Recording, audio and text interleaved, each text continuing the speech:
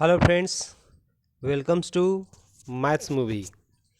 Friends, आज हम यहाँ पर आपको सोशल साइंस सब्जेक्ट के अंतर्गत अर्थात सामाजिक विज्ञान विषय के अंतर्गत जो इकोनॉमिक्स है, अर्थशास्त्र है, उसको डिटेल्ड रूप से आपको चैप्टर वाइज करके मैं बताऊंगा। मैं यह जो ख़ास रूप से तैयार किया है वीडियो, इसका मेन मकसद है कि आगामी आने वाले जो मैट्रिक एग्ज़ाम होने वाली है उसमें आपको अधिक से अधिक मार्क्स लाने में सहायता प्राप्त हो सके।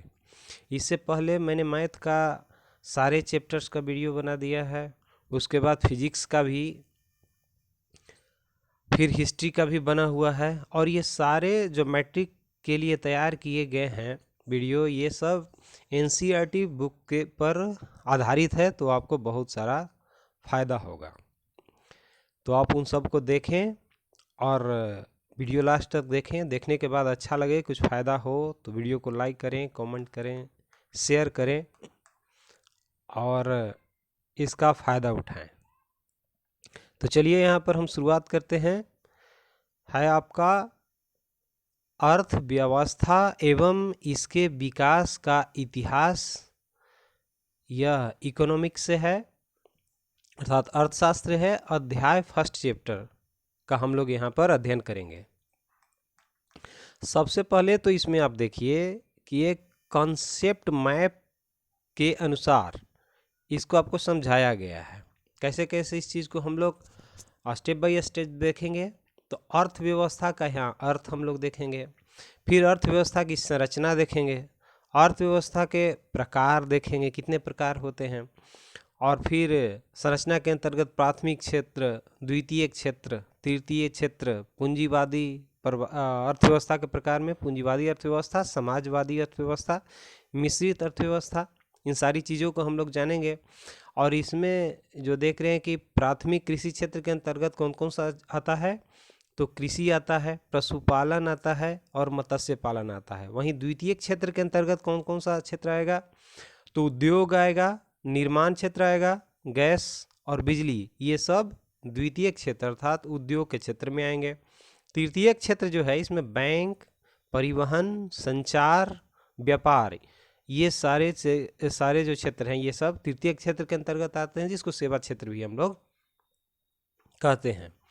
अब आगे यहाँ पर देखेंगे तो ये जो द्वितीय क्षेत्र है अर्थात उद्योग क्षेत्र, यह बटा होता है कितने भागों में, तो आपको 4 भाग में कुटीर उद्योग होता है, लघु उद्योग, मध्यम उद्योग और बड़े उद्योग। जबकि यहाँ पर अर्थव्यवस्था के प्रकार की बात करें तो इसमें आपको अध्ययन करने को मिलेगा अर्थव्यवस्था का विकास कैसे हुआ, इसका सतत विकास क्या है, और यहाँ आर्थिक जो इसका विकास के अंतर्गत आर्थिक विकास और आर्थिक वृद्धि, इन दोनों में अंतर क्या है। और आर्थिक विकास के अंतर्गत आपको इसमें आगे बढ़ेंगे तो आपको पढ़ने को मिलेगा आर्थिक विकास की माप एवं सूचकांक, मानव विकास सूचकांक, आर्थिक नियोजन, जबकि इसमें मौद्रिक विकास आएगा, वस्तु विनिमय प्रणाली आएगा, मुद्रा के बारे में हम लोग जानेंगे, banking, core banking, ATM, debit card, credit card, इन सारी चीज़ों को हम लोग एक एक करके अध्ययन करेंगे। और आर्थिक विकास के अंतर्गत बिहार की विकास की स्थिति को हम लोग देखेंगे, किस स्थिति में हमारा बिहार है, और बिहार के पिछड़ेपन को दूर करने के उपाय भी हम लोग जानेंगे कि आखिर बिहार में जो इतना पिछड़ेपन है, गरीबी है, इसको दूर करने के कौन कौन से उपाय हो सकते हैं। एक एक करके हम सारी चीज़ पे चर्चा करेंगे। सबसे पहले यहाँ पर हम लोग देखते हैं अर्थव्यवस्था का अर्थ। तो सबसे पहले कुछ और जान ले इसके बारे में कि जो भारतीय अर्थव्यवस्था है, जो आज वर्तमान परिवेश में हम लोग देख रहे हैं, तो कोई एक दिन में ऐसा नहीं हो गया है। इसका जो मूल जड़ें हैं वह काफ़ी गहरी है। हम लोग जानते हैं 15 अगस्त 1947 को हमें आज़ादी मिली, लेकिन उससे पहले लगभग 200 वर्षों तक भारत अंग्रेजी शासन का गुलाम था, ये सबको मालूम है। और यह भी हम लोग जानते हैं कि भारत क्या था, तो सोने की चिड़िया था। तो सोने की चिड़िया को आखिर बर्बाद किसने किया, तो अंग्रेजी शासन ने सोने की इस चिड़िया को जम कर शोषण किया। और ज़बरदस्त यहाँ पर लूटपाट मचा कर रखा, जिसके कारण यहाँ की जो आर्थिक विकास है वह लगभग शून्य के बराबर हो गया। लेकिन जब हमें आज़ादी मिली तो उस समय सामाजिक, आर्थिक, राजनीतिक और सांस्कृतिक उत्थान करने के लिए हमारे सामने एक चुनौती थी, जिसको हमारे भारतीय शासकों ने, भारतीय प्रशासन को देख रेख करने वाले हमारे प्रधानमंत्रियों ने अच्छी भूमिका निभाई और वर्तमान समय में हम लोग विकास के पथ पर अग्रसर हैं। अब अर्थव्यवस्था के अंतर्गत देखिए क्या था, तो अंग्रेजी शासन व्यवस्था ने हमें एक उपनिवेश बना करके रखेगा, उपनिवेश बनाकर रखा था। उपनिवेश मतलब कॉलोनी, COLONY, कॉलोनी भी कहते हैं उपनिवेश को इंग्लिश में। और उनका नियम क्या था, रूल क्या था अंग्रेजों का, तो वो था फूट डालो और शासन करो।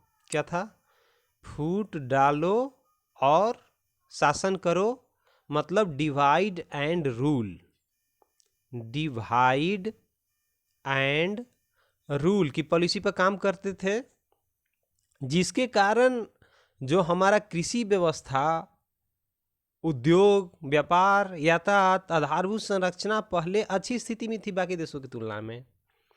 लेकिन ये अंग्रेजों की दमनकारी नीति के कारण हमारे देश में गरीबी, अशिक्षा, अंधविश्वास, विषमता और शोषण का साम्राज्य फैल गया था। अंग्रेजी शासन हम लोग जानते हैं लगभग 200 वर्षों तक यहाँ शासन किया, जिससे हमारा प्रति व्यक्ति आय तो बिल्कुल एक तरह से कहिए कि बर्बाद स्थिति में पहुंच गया। चलिए अब एक एक करके हम यहाँ पर अध्ययन करेंगे, अपने तथ्य को जानेंगे, इस टॉपिक को जानेंगे। तो अर्थव्यवस्था का अर्थ, अर्थव्यवस्था से हम लोग क्या समझते हैं, तो हम लोग देखते क्या हैं कि प्रतिदिन दैनिक जीवन में जो हमें ज़रूरत पड़ती है, तो अपने जीविका को चलाने के लिए हम लोग विभिन्न माध्यमों से कुछ अर्जन करने का प्रयास करते हैं, कुछ कमाने का प्रयास करते हैं। जैसे किसान लोग खेत खलिहान में काम करता है, मजदूर कल कारखाना में काम करता है, शिक्षक स्कूल में, कॉलेज में, वकील लोग कोर्ट कचहरी में काम करते हैं। आखिर क्यों करते हैं? क्योंकि अपने अपने जो काम करते हैं परिवार को चलाने के लिए, आजीविका को चलाने के लिए, और उसमें वो व्यस्त रहते हैं।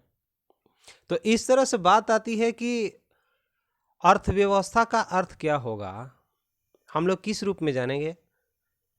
तो अर्थव्यवस्था समाज की सभी आर्थिक क्रियाओं का योग है, सभी आर्थिक क्रियाओं का योग मतलब जिसने भी उत्पादन के साधन से, जैसे कृषि से, उद्योग धंधे से, सेवा क्षेत्र से, व्यवसाय से हम कुछ पैसे का अर्जन करते हैं अपनी आजीविका चलाने के लिए, परिवार चलाने के लिए, उन सारी क्रियाओं का योग अर्थव्यवस्था कहलाएगा।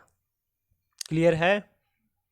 अब आगे हम लोग देखेंगे हमारी वे सभी क्रियाएं जिनसे हमें आय प्राप्त होती है, आर्थिक क्रिया कहलाती है।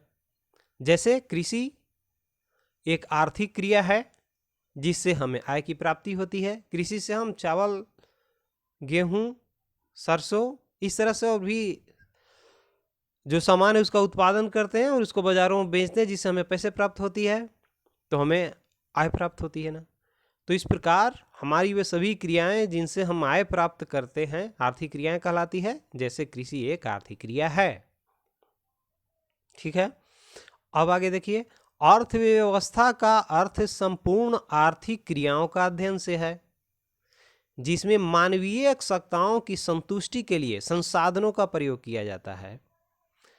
मतलब कि अर्थव्यवस्था का अर्थ क्या है, संपूर्ण आर्थिक क्रिया। जैसे आप कृषि करते हैं तो वहाँ से इनकम हो रहा है, आप दुकान खोले हैं वहाँ से आपको इनकम हो रहा है, अगर आप वकीली का काम करते हैं वहाँ से इनकम हो रहा है, आप शिक्षा का काम करते हैं वहाँ से इनकम हो रहा है, और उन सारे इनकमों से आपकी जो आवश्यकता है, आपके परिवार की आवश्यकता है, उसको आप पूर्ति करते हैं, उसको संतुष्ट करने का प्रयास करते हैं, और जिन साधनों का प्रयोग किया जाता है। तो ये सारे संपूर्ण आर्थिक क्रिया के अंदर अध्ययन के अंतर्गत आता है। ये डायरेक्ट क्वेश्चन भी पूछते रहता है, तो आपको सदसह भी ध्यान रखने की आवश्यकता है और समझने की भी आवश्यकता है। अब चलिए आर्थिक संरचना पर, अर्थव्यवस्था की संरचना या ढांचा की बात करें, अर्थात स्ट्रक्चर ऑफ इकोनॉमी की बात करते हैं। तो इसमें उत्पादन के आधार पर अर्थव्यवस्था को 3 क्षेत्रों में बांटा गया है। ठीक है, अर्थव्यवस्था की संरचना का मतलब क्या है, तो विभिन्न उत्पादन क्षेत्रों में विभाजन से है। अर्थव्यवस्था विभिन्न प्रकार की आर्थिक क्रियाएं अथवा गतिविधियां संपादित की जाती है। जैसे कौन कौन सा, कृषि हम लोग देखते हैं, उद्योग, व्यापार, बैंकिंग, परिवहन, संचार, इन सारी चीज़ों को मोटे तौर पर हम 3 भागों में बांट सकते हैं। अब कौन कौन सा क्षेत्र देखते हैं, प्राइमरी क्षेत्र अर्थात प्राइमरी सेक्टर, दूसरा द्वितीयक क्षेत्र अर्थात सेकेंडरी सेक्टर, और तीसरा तृतीयक क्षेत्र सेवा क्षेत्र, जिसको टर्शियरी सेक्टर और सर्विस सेक्टर कहते हैं। तो सबसे पहले हम यहाँ पर बात करेंगे प्राथमिक क्षेत्र की, अर्थात प्राइमरी सेक्टर किसको कहेंगे, तो जब हम प्राकृतिक संसाधनों का उपयोग करके किसी वस्तु का उत्पादन करते हैं तो वह प्राकृतिक क्षेत्र के अंतर्गत आता है।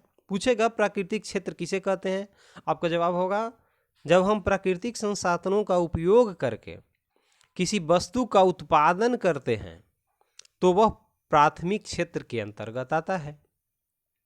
आगे देखिए, अधिकांश प्राकृतिक उत्पादक हम कृषि, डेयरी अर्थात पशुपालन, मत्स्य अर्थात मछली पालन, वनों से प्राप्त करते हैं, अतः इसे कृषि क्षेत्र एवं सहायक क्षेत्र भी कहते हैं। प्राथमिक क्षेत्र का सीधा सीधी मतलब आप समझिए कि जो प्रकृति से डायरेक्ट जुड़ा हुआ, जैसे कृषि करते हैं हम लोग तो भूमि हमें प्रकृति से प्राप्त हुआ है, जैसे जंगल से हम लोग लकड़ी काट कर लाते हैं तो डायरेक्ट प्रकृति से जुड़ा हुआ है वह। और पशुपालन, जो पशुधन होते हैं उसे हम दूध प्राप्त करते हैं, उसे फूड प्रोडक्ट बना करके बेचते हैं और उसे हम आय प्राप्त करते हैं। ठीक है, तो ये सारे क्षेत्र प्राथमिक क्षेत्र के अंतर्गत आएगा, अर्थव्यवस्था की संरचना में प्राइमरी सेक्टर के अंतर्गत आएगा।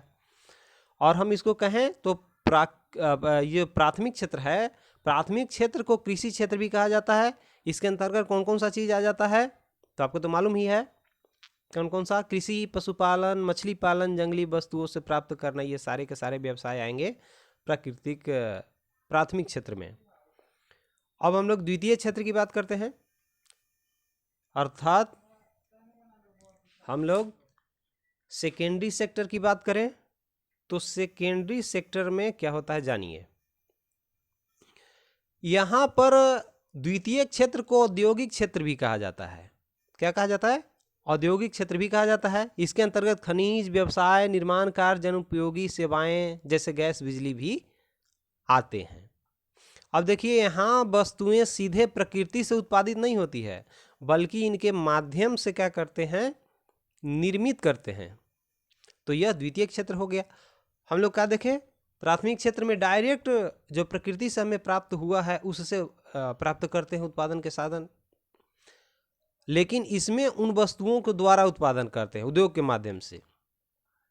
और यहाँ निर्माण कार्य में यह प्रक्रिया क्या है, घर, कार्यशाला अथवा कारखाना में होती है, अतः इसे औद्योगिक क्षेत्र भी कहते हैं।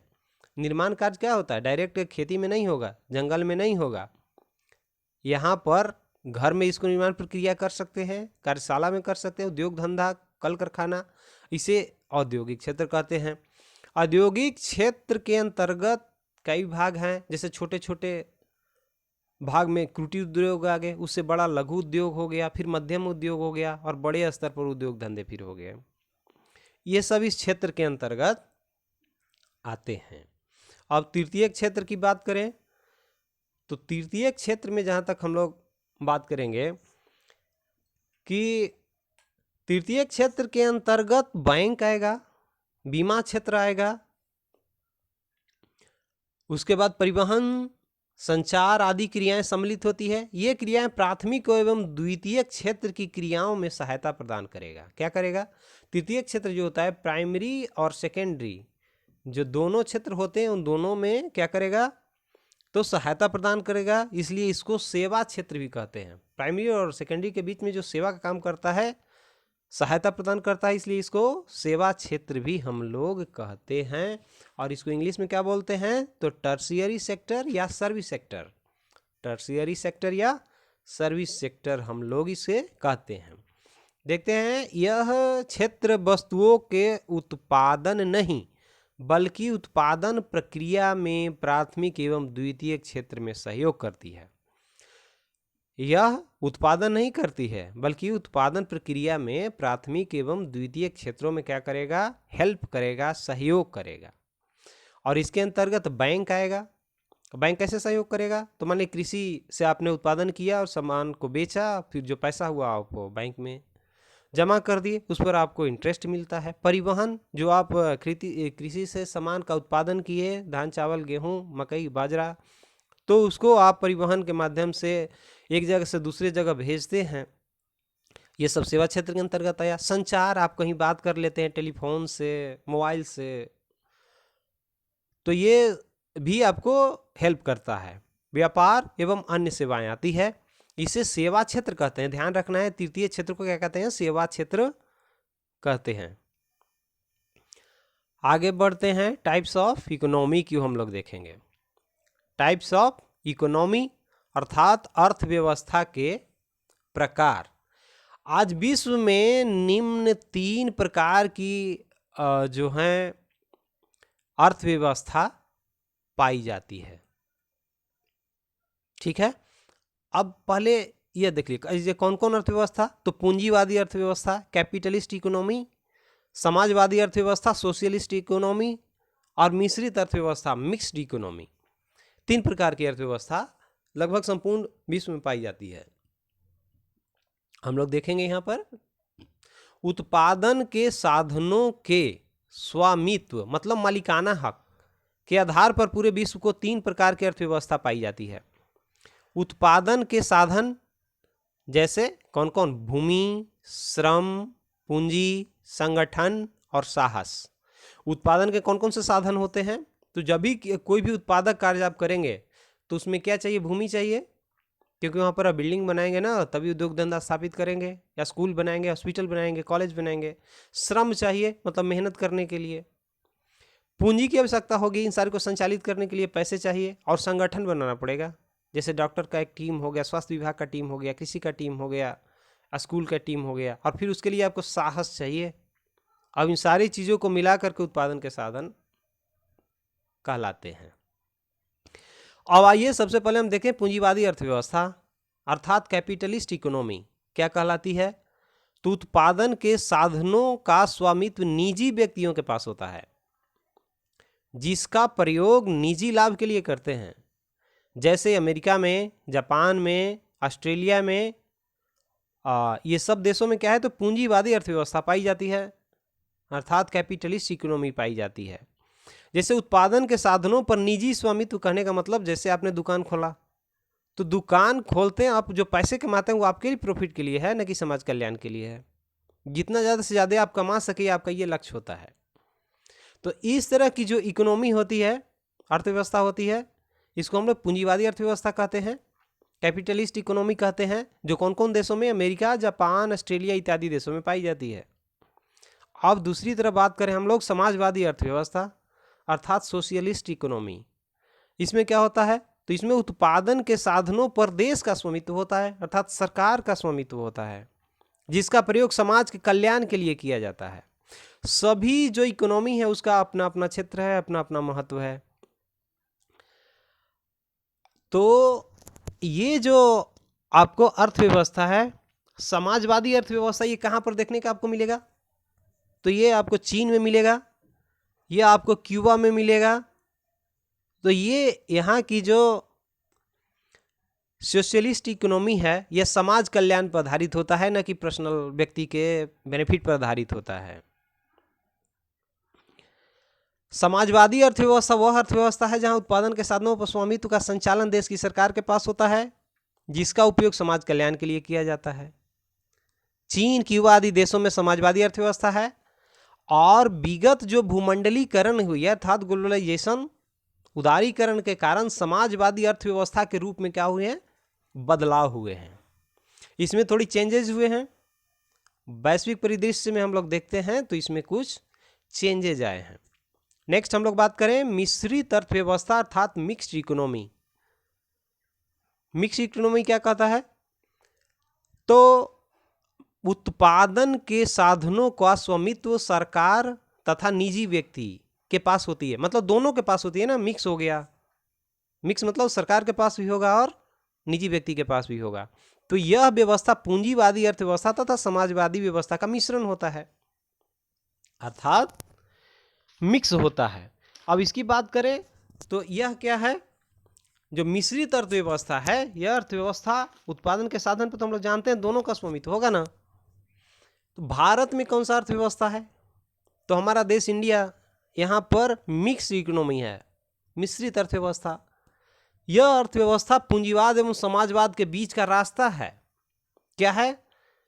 मिक्स अर्थव्यवस्था। इसको आप शब्दशः याद कर लेंगे, मैं एक बार फिर से रिपीट कर देता हूं। जो मिश्रित अर्थव्यवस्था है वह अर्थव्यवस्था पूंजीवाद एवं समाजवाद के बीच का रास्ता है। It is a Midway between capitalism and socialism. It is a Midway between capitalism and socialism. तो इस चीज को हमें ध्यान रखना है। अब अर्थव्यवस्था के विकास के बारे में हम लोग देखेंगे, डेवलपमेंट ऑफ इकोनॉमी, इसकी हम लोग चर्चा करेंगे। अर्थव्यवस्था का विकास आखिर कैसे कैसे हुआ। अर्थव्यवस्था का विकास एक लंबा इतिहास है, ऐसा कुछ नहीं है कि एक ही क्षण में विकास हो गया। अर्थव्यवस्था विकास एक पौधा के रूप में विकसित होता है। जैसे पौधा को पहले हम लोग लगाते हैं, बीज से पौधा बनता है, धीरे धीरे बढ़ता है, शाखाओं का विकास होती है, जड़ें का विकास होता है, बढ़ते बढ़ते फूल पत्तियां लगते हैं, उसमें फिर फल प्राप्त होता है। ठीक उसी प्रकार से इकोनॉमी है, अर्थव्यवस्था है। यह धीरे धीरे आदिम जमाने से ही चला आ रहा है। जिस प्रकार पौधे विकास करते हैं उसी तरह जो मानव था ठीक उसी तरह विकास किया। कैसे? तो आदिम काल से विकास होते आया। पहले लोग वृक्ष की छाल पहनते थे, अब धीरे धीरे कपड़ा पहनने लगे, फिर फैशनेबल होने लगे। अर्थव्यवस्था में हुए परिवर्तन को अर्थव्यवस्था के विकास की कहानी के रूप में हम लोग समझ सकते। अर्थव्यवस्था के विकास को देखने के लिए भारत देश की आर्थिक विकास की स्थिति को हमको देखना होगा। भारतीय अवस्था के विकास की स्थिति एक समय चमत्कारी स्थिति नहीं है, इसका एक अपना इतिहास। यह धीरे धीरे विकसित हुआ, स्टेप बाय स्टेप डेवलप करते गया। तो आर्थिक विकास का मुख्य उद्देश्य अर्थव्यवस्था के तीनों क्षेत्र अर्थात प्राथमिक क्षेत्र, द्वितीय क्षेत्र, तृतीय क्षेत्रों में उत्पादन का स्तर ऊंचा करना है। Primary sector, secondary sector and tertiary sector, तीनों जो क्षेत्र हैं इन सबको डेवलप करना होगा। इसके अंतर्गत हम लोग देखते हैं आर्थिक विकास और आर्थिक वृद्धि। आर्थिक विकास और आर्थिक वृद्धि, economic development and economic growth. It is very important point, different between economic development and economic growth. आइए समझते हैं। तो आर्थिक विकास विकसित देशों के विकास से संबंधित अवधारणा है। जब हम आर्थिक विकास की बात करते हैं, जब हम लोग इकोनॉमिक डेवलपमेंट की बात करते हैं, तो हमारे दिमाग में ये बात आनी चाहिए कि जो भी डेवलप्ड कंट्री है, आज for example Russia, Britain, France, चीन, इटली, ये सब जो डेवलप्ड कंट्री हैं उनके बारे में बात की जा रही है। और जब हम आर्थिक विकास की जब हम लोग बात करते हैं, तो आर्थिक विकास विकसित देशों के विकास से संबंधित अवधारणा है। वेरी गुड, कोई बात नहीं है, मुझे थोड़ी कंफ्यूजन हुई थी, बट यह जो है विकसित देश, डेवलप्ड कंट्री। फिर यहाँ पर हम लोग देखते हैं आर्थिक वृद्धि क्या है। तो आर्थिक वृद्धि विकासशील देशों के विकास की अवधारणा से संबंधी है। ठीक है, जो विकासशील कंट्री है उसके जो कॉन्सेप्ट बेस हैं उससे ये रिलेटेड है। दूसरा, आर्थिक विकास में आकस्मिक तथा रुक रुक कर परिवर्तन आते हैं। आर्थिक जो विकास होता है कभी एकाएक रुकेगा, कभी फिर बढ़ेगा, मतलब फिर थोड़ा धीरे धीरे सने स्लोली, बट आर्थिक वृद्धि एक क्रमिक एवं दीर्घकाल में स्थिर प्रक्रिया है। यह दीर्घकाल तक चलते रहता है, यह एक लंबी प्रोसेस है। आर्थिक विकास के अंतर्गत उत्पादकता में वृद्धि के साथ साथ तकनीकी और संस्थागत परिवर्तन भी होता है, जबकि आर्थिक वृद्धि के अंतर्गत उत्पादकता में वृद्धि होती है। तो ये मेन इंपॉर्टेंस इसके बीच डिफरेंस है। अब हम लोग चर्चा करेंगे किस चीज़ का, तो मौद्रिक विकास का हम लोग चर्चा करेंगे। ठीक है, यहाँ पर मौद्रिक विकास की हम लोग चर्चा करेंगे, कैसे कैसे डेवलपमेंट हुआ इसके बारे में। कुछ मेन इसे इम्पोर्टेंट जो फैक्ट्स है उसको हम लोग जानेंगे, देखेंगे, जो कि एग्जाम में डायरेक्ट सीधा क्वेश्चन पूछता है। तो मौद्रिक विकास के अंतर्गत मुद्रा के आगमन से आधुनिक मुद्रा के प्रचलन तक के काल को शामिल करते हैं। मौद्रिक विकास में कहाँ तक आता है, तो मुद्रा जब से शुरू आया, जब से मुद्रा की शुरुआत हुई तब से आधुनिक काल, मतलब अभी वर्तमान समय में जो काल चल रहा है, टाइम पीरियड चल रही है, तो इसका जो डेवलपमेंट हुआ इन सभी को शामिल हम लोग मौद्रिक विकास के अंतर्गत करते हैं। अब देखते हैं, मुद्रा के आगमन से पूर्व वस्तु का विनिमय प्रणाली प्रचलन था। अच्छा, वस्तु का विनिमय प्रणाली के मतलब हम लोग कैसे समझते हैं?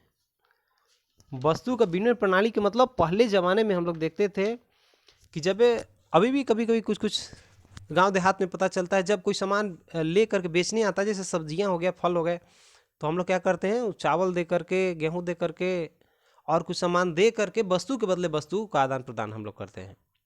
जब लेते थे, जो पूर्व के ज़माने पहले हुआ करता था, आजकल भी बहुत थोड़ी मात्रा में बाकी है, तो ये वस्तु विनिमय प्रणाली था। अब वस्तु विनिमय प्रणाली में मुद्रा ही मुद्रा के रूप में कार्य करता था और एक वस्तु के बदले दूसरे वस्तु दी जाती थी। जैसे आपको सेब लेना है, आपको अमरूद लेनी है, आपको बेर लेनी है, उसके बदले चावल दीजिए, उसके बदले गेहूं आप दीजिए, धान दीजिए, तो वस्तु के बदले वस्तु मिलता है, तो इसको वस्तु मुद्रा प्रणाली कहते हैं। वस्तु विनिमय प्रणाली के अंतर्गत इसको रखते हैं। आधुनिक समय में प्लास्टिक मुद्रा, प्लास्टिक मुद्रा का मतलब जैसे एटीएम कार्ड देखते हैं, प्लास्टिक का ही बना होता है ना, क्रेडिट कार्ड का प्रचलन है, डेबिट कार्ड का प्रचलन है, इसे प्लास्टिक मुद्रा के अंतर्गत आता है। यहाँ पर वस्तु आपको नहीं देना है, बल्कि उस कार्ड के माध्यम से उसको पेमेंट कर सकते हैं और सामान आप खरीद कर सकते हैं। और ATM, automated teller machine, it is a full form of ATM. ATM का फुल फॉर्म पूछते रहता है एग्जाम में, इसको तो आप बीवीआई लगा लो, और इसको मैं कहता हूँ पूरी तरह से याद ही कर लो। ऑटोमेटेड टेलर मशीन कंफ्यूजन करता है, कितने लोग बोलते हैं automatic teller machine, but it is wrong. Automated teller machine, इसको आप देख लो, अच्छे से याद रखो, परीक्षा में पूछता है।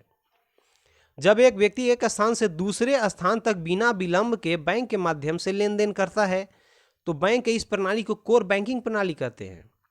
जैसे आजकल कितना लेन देन का सुविधा आसान हो गया है, आप कहीं बैठे रहो और एक जगह से दूसरी जगह पैसे का ट्रांसफर कर दो, तो ये हो गया कोर बैंकिंग प्रणाली। ठीक है, अब यहां पर हम लोग देखेंगे आर्थिक विकास की माप एवं सूचकांक।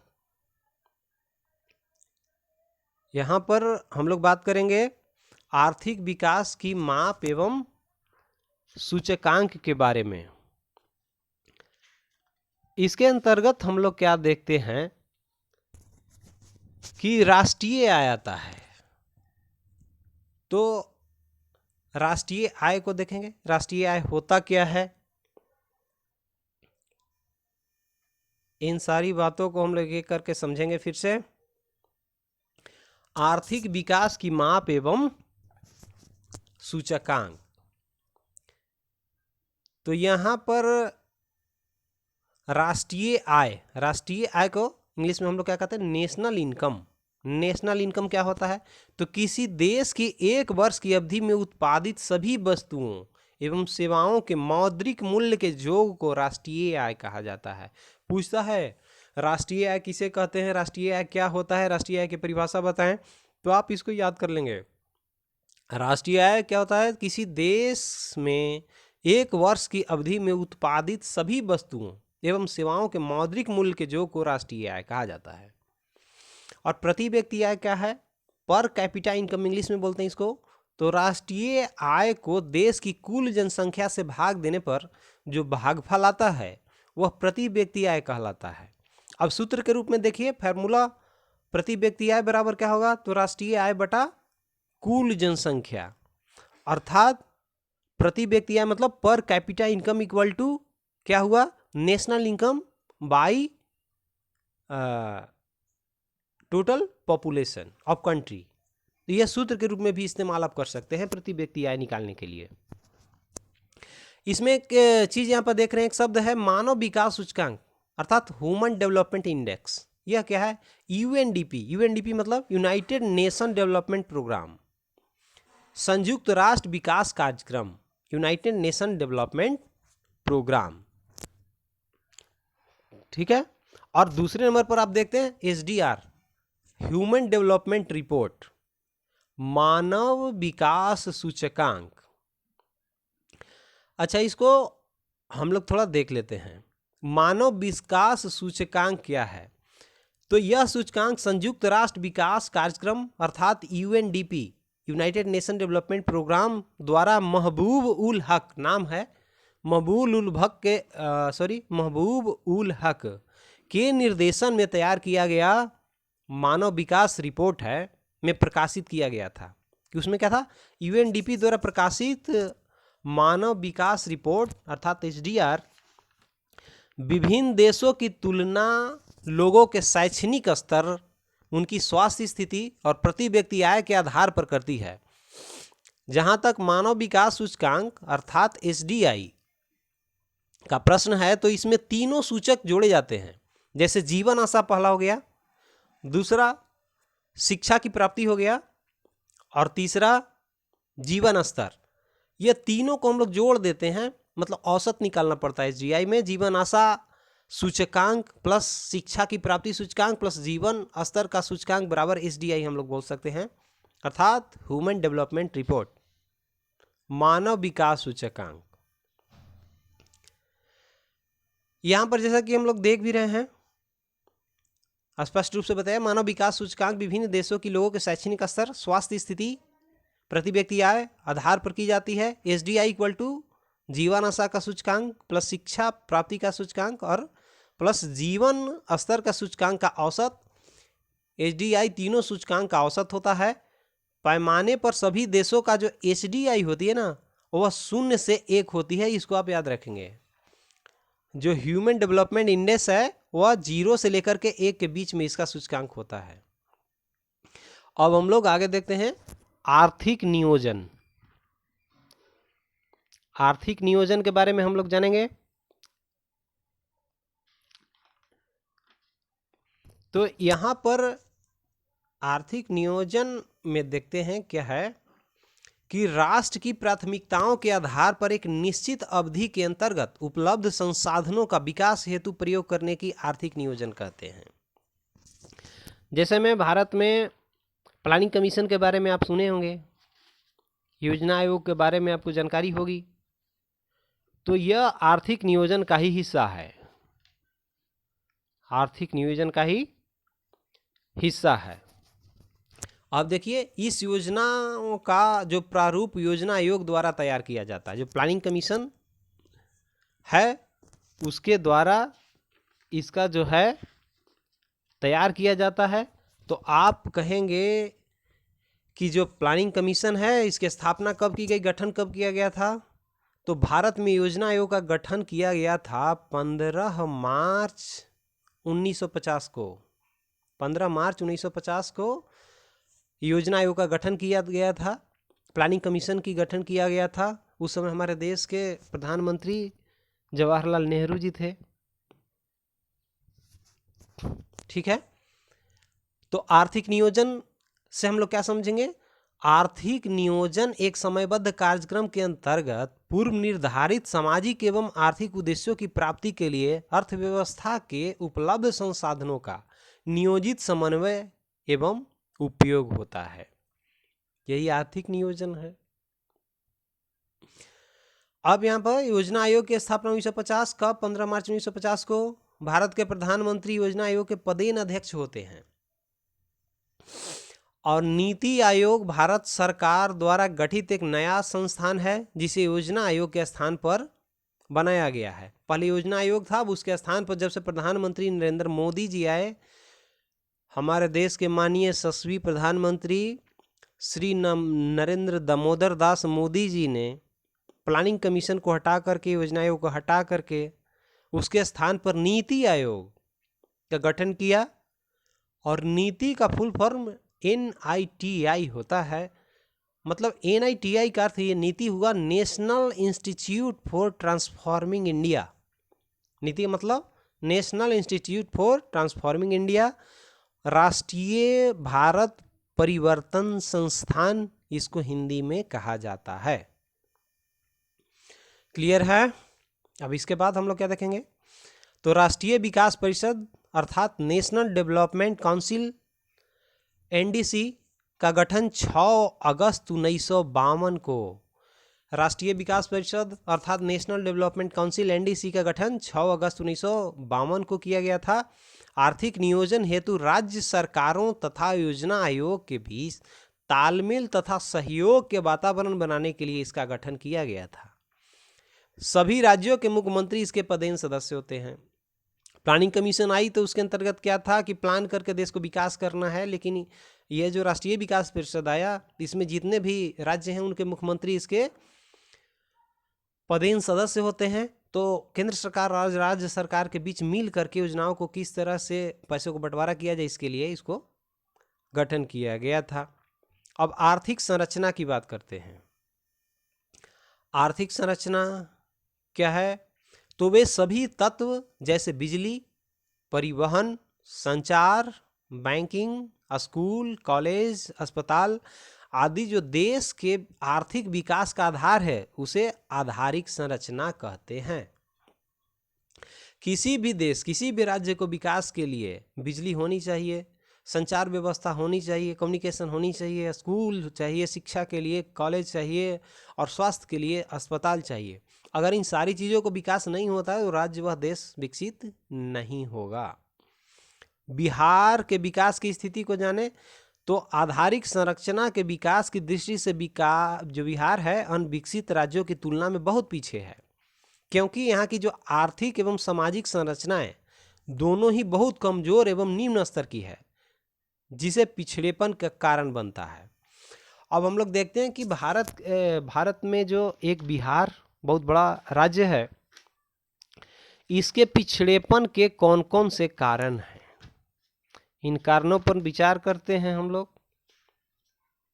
तो बिहार के पिछड़ेपन के कारण में कौन कौन सा चीज आ जाता है, तो एक है आपका तेजी से बढ़ती हुई जनसंख्या। हम लोग जानते हैं हमारे देश की जनसंख्या पूरे विश्व में दूसरे नंबर पर है, लेकिन आने वाले 2023 में ही हमारा देश की जनसंख्या जो चीन की जनसंख्या को पार कर जाएगा, हम लोग 1 नंबर पर होंगे।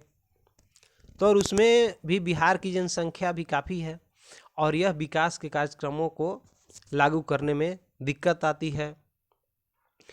बिहार में जनसंख्या काफ़ी तेज़ी से बढ़ रही है, जिसके चलते विकास के लिए साधन कम हो जाते हैं और यहाँ की अधिकांश जो साधन है वो जनसंख्या के भरण पोषण में ही खर्च हो जाते हैं, तो इसलिए पिछड़ा राज्य है। आधारिक संरचना का अभाव है यहाँ। किसी भी राज्य या देश के विकास के लिए आधारिक संरचना तो जरूरी होती है। वहाँ पर सड़कें होनी चाहिए, बिजली होनी चाहिए, सिंचाई का साधन का होना चाहिए, साथ ही शिक्षा एवं स्वास्थ्य की सुविधा भी होना चाहिए, लेकिन इन सब को बिहार में अभाव है। कृषि पर निर्भरता, बिहार की अर्थव्यवस्था पूरी तरह से कृषि पर ही तो आधारित है।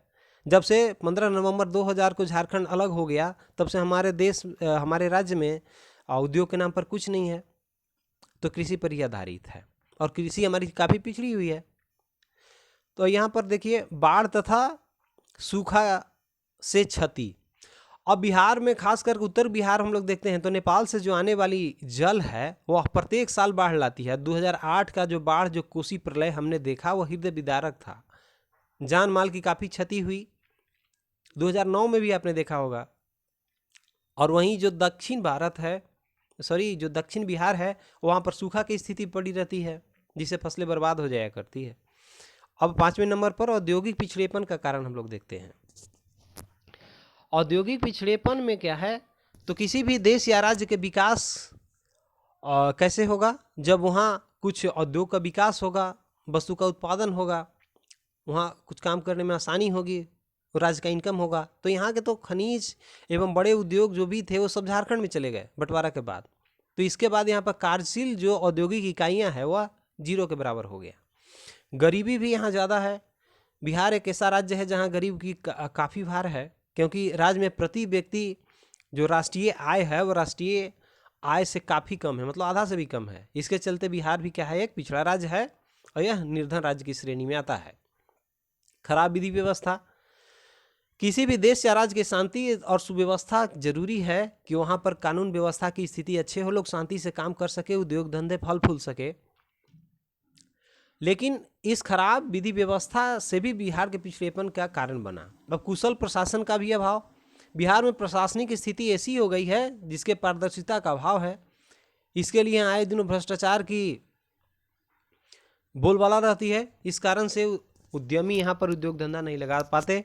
इस कारण भी हमारा राज्य पिछड़ा हुआ है। अब आगे बात करें हम लोग पिछड़ेपन के दूर करने के उपाय हम लोग अब जानेंगे। कैसे हम लोग दूर कर सकते हैं पिछड़ेपन को? वेरी सिंपल है। जो कारण था उसको जनसंख्या पर हम लोग नियंत्रण करके, जनसंख्या कम होगा तो हमारे पास संसाधन काफ़ी होंगे, फिर आराम से उनको विकास करने के लिए, स्कूल कॉलेज के विकास के लिए, रोड के लिए, परिवहन के लिए, संचार के लिए विकास करके और हम राज्य के विकास कर सकते हैं।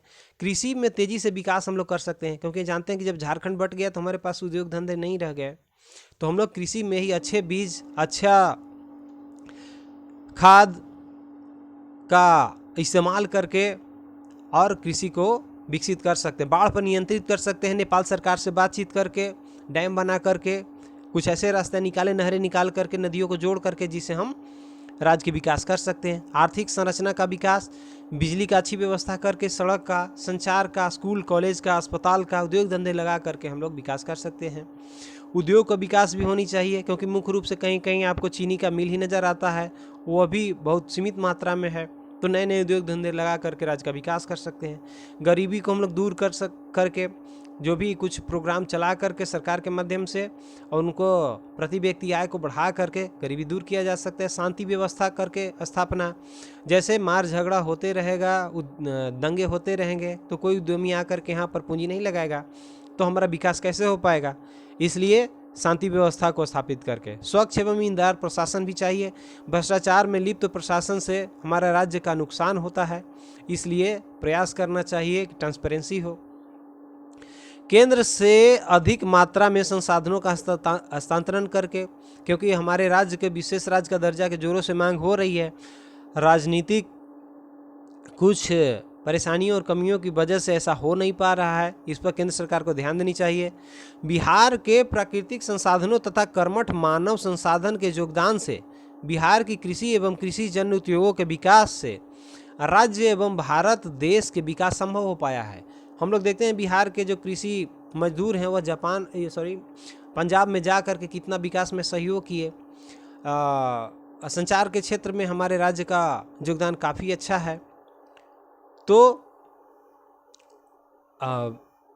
हमारे देश के पूर्व राष्ट्रपति डॉक्टर APJ अब्दुल कलाम का भी कहना था कि बिहार के विकास के बिना भारत का विकास संभव नहीं हो सकता है, तो इसको लेकर के ही चलना पड़ेगा।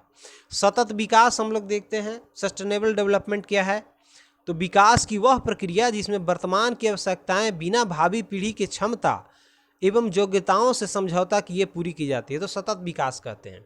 जैसे हम बहुत सारे सामानों को इतना दोहन कर रहे हैं, जंगल का, पानी का, भूमि का, जिससे आने वाली भावी पीढ़ी के लिए उन पर खतरा मंडरा सकता है, तो ये सस्टेनेबल डेवलपमेंट नहीं हुआ, सतत विकास नहीं हुआ।